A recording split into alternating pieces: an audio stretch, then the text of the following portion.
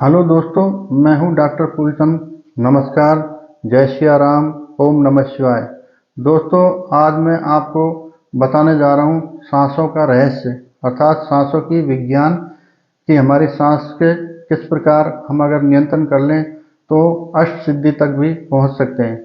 ऋषि मुनियों ने अपनी सांसों पर नियंत्रण करके अपनी आयु को बढ़ाया, उन्होंने विभिन्न प्रकार की सिद्धियां प्राप्त करी। तो चलो दोस्तों, शुरुआत करने से पहले हर शुरुआत से पहले शंखनाद करना चाहिए। मैं आपको शंखनाद से करके शुरुआत करता हूँ।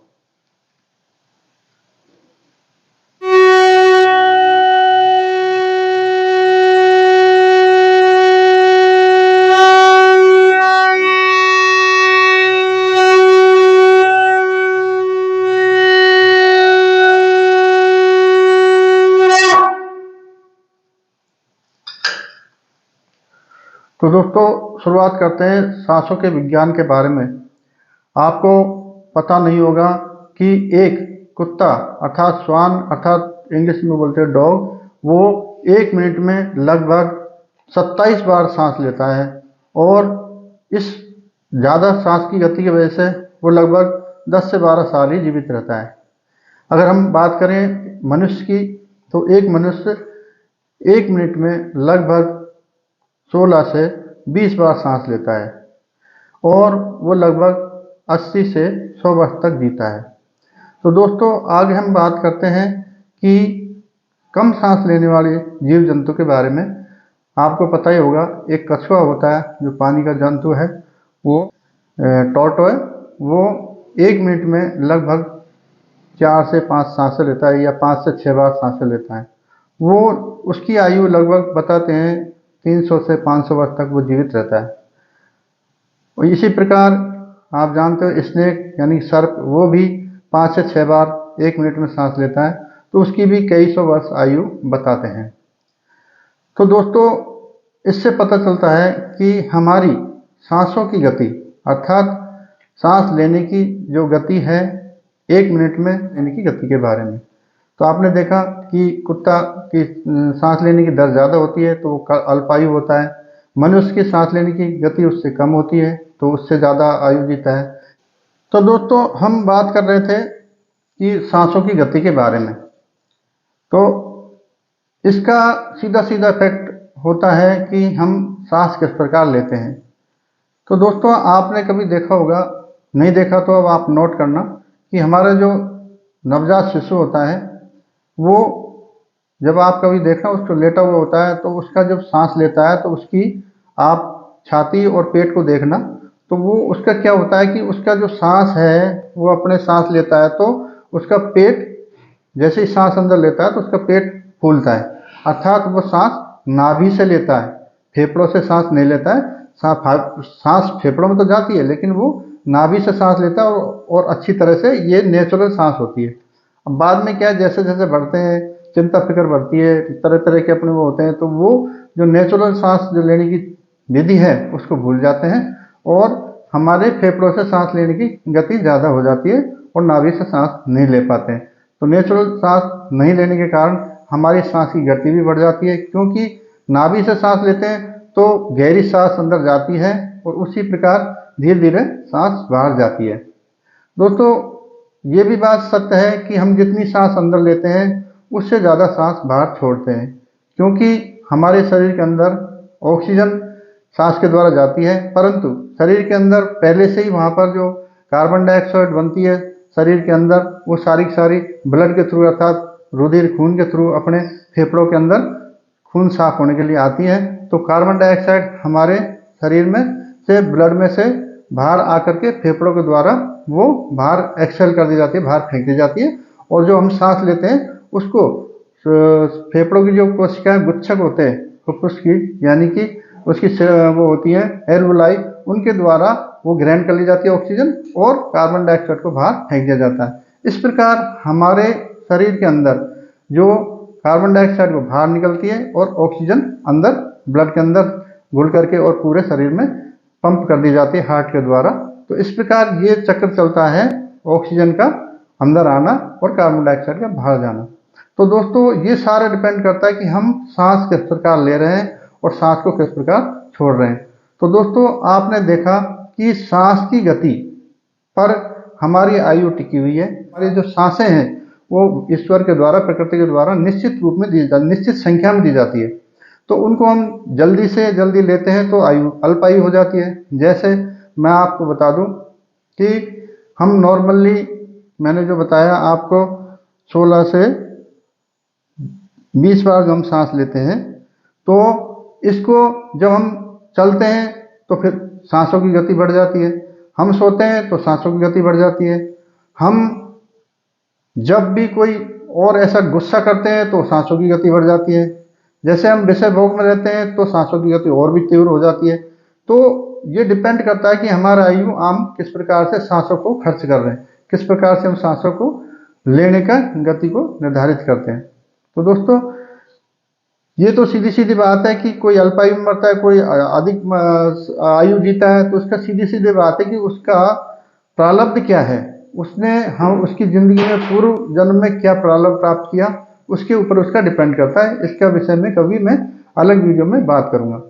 तो दोस्तों सांस लेने की मैं आपको विधि समझा देता हूं कि ऋषि मुनियों ने अपनी सांस को धीरे धीरे गति को कम करके और उससे उनकी आयु बढ़ाई हुई।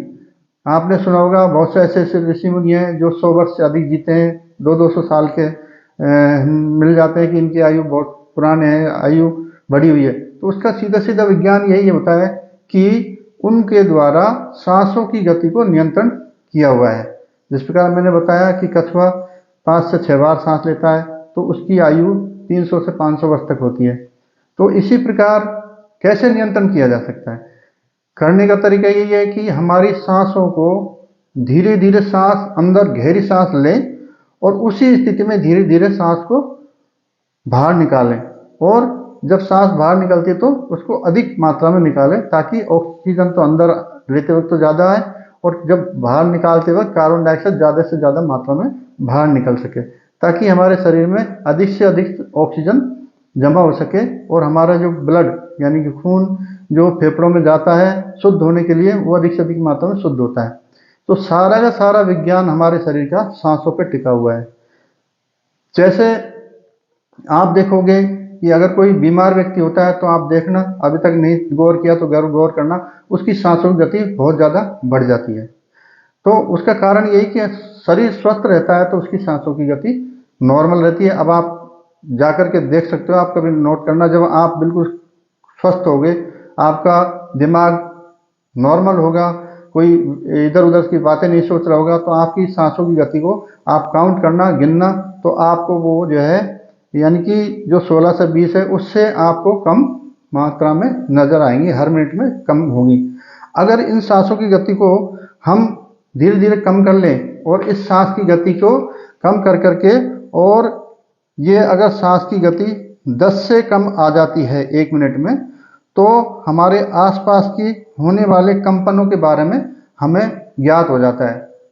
जो उसका उदाहरण इस तरह से लेते हैं कि पहले के ऋषि मुनि हैं, अभी भी ऐसे हैं संत महात्मा, उनको पहले से पता चल जाता है कि आसपास क्या होने वाला है। तो उसका कारण यही है कि उन्होंने अपनी सांस की गति को 10 से कम कर लेते हैं, उसकी वजह से आसपास जो कंपन होता है उसके बारे में उनको मालूम चल जाता है। कि आपने फिल्म देखी हुई कार्तिकेयन, उसके अंदर जो हीरो होता है उसको ये प्राप्ति होती है कि वो उसमें अपने सांसों की गति को कंट्रोल करके इस तरह से उन्होंने शक्ति प्राप्त की होती है। तो जानवरों को बारे में उनकी भावनाओं को पता चल जाता है कि वो क्या करने वाले हैं। इसी प्रकार उसने उस सिद्धि को प्राप्त किया हुआ होता है, तो वो उनकी घर में जो सांप आ जाता है तो उसको वो पकड़ने के लिए जाता है, तो पहले ही उसको अपनी भाषा में, संकेतों की भाषा में अर्थात कंपन के द्वारा वो उसको संदेश देता है कि मैं आपको किसी प्रकार की कोई क्षति या नुकसान नहीं पहुंचाऊंगा। तो वो धीरे से आकर के उसके हाथ में लिपट जाता है, किसी प्रकार कोई नुकसान नहीं पहुंचाता। इसी प्रकार दोस्तों अगर देखा जाए कि हमारी सांसों की गति अगर 9 से कम हो जाए तो आसपास जितने प्रकृति पेड़ पौधे हैं उनकी अंदर होने वाले परिवर्तनों के बारे में भी हमें पता चल जाता है।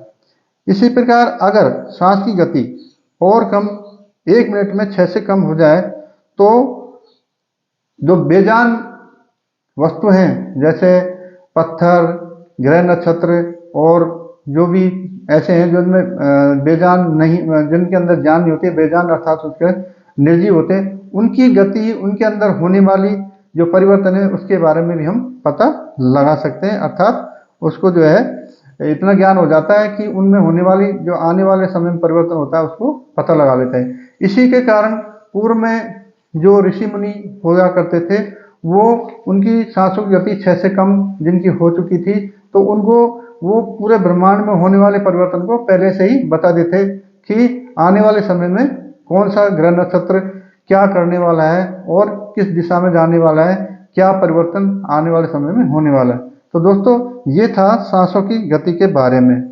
अब आगे मैं बताता चलूँ आपको कि हमारे सांस को जो छोड़ने की लंबाई होती है, अर्थात हम जब सांस बाहर निकालते हैं तो उसकी जो नाक के पास में हम जो लगाएंगे, तो उसकी जैसे मान लो ये उंगल है, तो जैसे मान लो 1 उंगल, 2 उंगल, 3 उंगल, 4 उंगल, उसकी जो दूरी है उसको अगर हम नापते हैं तो उसकी विभिन्न अवस्थाओं में अलग अलग दूरियां होती हैं। अर्थात जिसकी ज़्यादा दूरी होती है तो वो ठीक नहीं होता, जिसकी नज़दीक जितनी महसूस होती है वो अच्छी होती है। जैसे मैं आपको बताता चलूँ कि भोजन के समय हमारी जो सांस है उसकी लंबाई अर्थात उसकी ब्रेथ दूर की कितनी दूर तक महसूस होती है, 16 से 17 उंगल, यानी कि 4 4 8 और 16, इस तरह से इतनी दूर तक हमें जो महसूस होती है। इसी प्रकार अगर हम तेज चलते हैं तो तेज चलते वक्त हम महसूस करेंगे। अगर आपने महसूस नहीं किया, ये बातें जो बता रहा हूँ अब आप आगे जा करके देखना और महसूस करना। तेज चलते वक्त हमारी जो सांस है वो हमको लगभग यानी कि 22 से और 24 उंगल यानी कि दूर तक हमें सांस की जो है वो गति महसूस होगी। इसी प्रकार तेज दौड़ते समय हमारी जो सांस की जो लंबाई है अर्थात दूरी यानी कि महसूस होने की जो दूरी है वो 45 से 50 अंगुल दूर तक महसूस होती है। इसी प्रकार विषय भोग संभोग के समय ये 50 से 60 अंगुल और भी दूर तक हमें सांस की इस तरह से महसूस होती है। सांस तेज चलती है और उसकी जो ब्रेथ है, लंबाई, दूरी तक महसूस होती है। अगर आप और ध्यान देते हो तो आप सोते वक्त कभी ध्यान दीजिए, किसी दूसरे व्यक्ति अगर सो रहा है तो उसकी जो सांस निकल रही है उसको आप ऐसे दूर महसूस कीजिए कितनी दूर तक महसूस हो रही है। वो लगभग अगर सपने वगैरह आ रहे हैं तो उसकी लगभग 60 से 70 उंगल दूर तक हमें उसकी सांस की महसूस होगी। तो दोस्तों ये मैंने आपको मुख्य बातें बताई कि हमारे सांस के द्वारा हमारे शरीर में होने वाले परिवर्तन का पता चलता है। हमारा शरीर पूरा के पूरा हमारे सांस की गति के ऊपर डिपेंड करता है।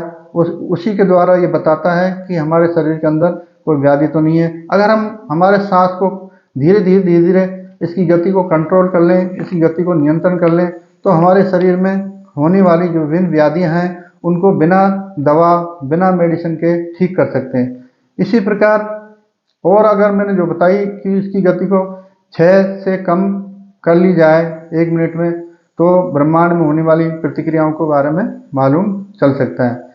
9 से कम गति का अगर कर ली जाए तो निर्जीव वस्तुओं में जो आसपास के पेड़ पौधे, वृक्ष, जो वनस्पति है, उनके बारे में भी हम महसूस कर सकते हैं।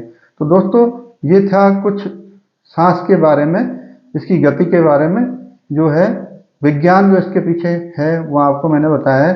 तो दोस्तों आने वाली वीडियो में मैं आपको अनुलोम विलोम, कपालभाति और जो हमारी जो सांस की जो उसको शोधन होता है, नाड़ी शोधन, उसके बारे में बताऊंगा। तो दोस्तों अभी तक आपने मेरा वीडियो नहीं देखा हो तो अभी ये वीडियो को देखते वक्त मेरे चैनल को सब्सक्राइब अवश्य कर लेना, ताकि आने वाले जो कपालभाति, अनुलोम विलोम और उनके बारे में जो बताऊं, उनके बारे में जो साइंस है उसके बारे में सारी बातें जो मैं विस्तार से बताऊंगा उनको आपको मिल जाए और आप उसका फ़ायदा उठा सके। तब तक के लिए दोस्तों जय हिंद, जय भारत, नमस्ते।